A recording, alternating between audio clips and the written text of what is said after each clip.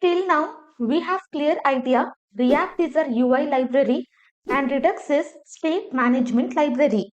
So directly, if we start combining React with Redux, then it will be very confusing. So first, in isolation, we will understand all the Redux concept. Then we will understand how to use Redux and React together. First step, make sure Node and npm is installed on your system. To check if it is installed or not, open command prompt and just type node-v.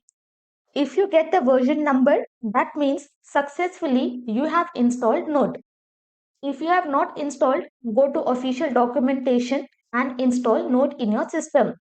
Once we have Node installed, npm will be automatically installed. Here I will write npm-v, and for that also I will be having the version number.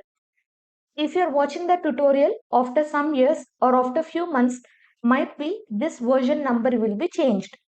No matter what is the version number, whatever concepts we will learn, that concepts will remain same. Then second, create folder. I have created Redux. Right click, open with code.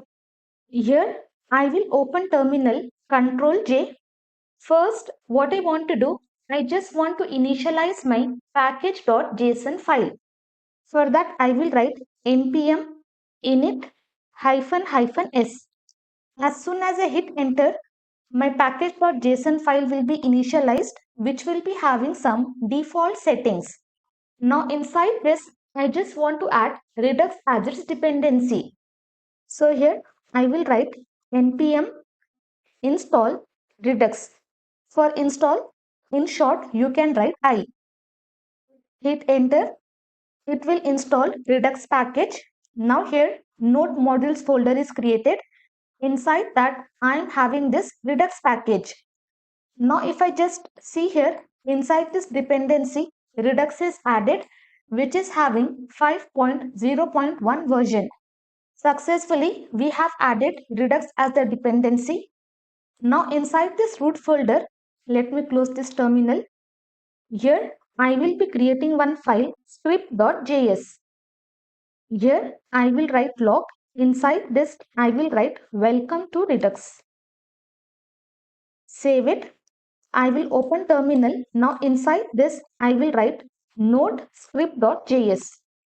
You have to mention node, and after that whatever file name you have given, you have to mention that file name along with extension. Hit enter. Now whatever data I am having, successfully I am able to get that result. Successfully we have completed this basic setup.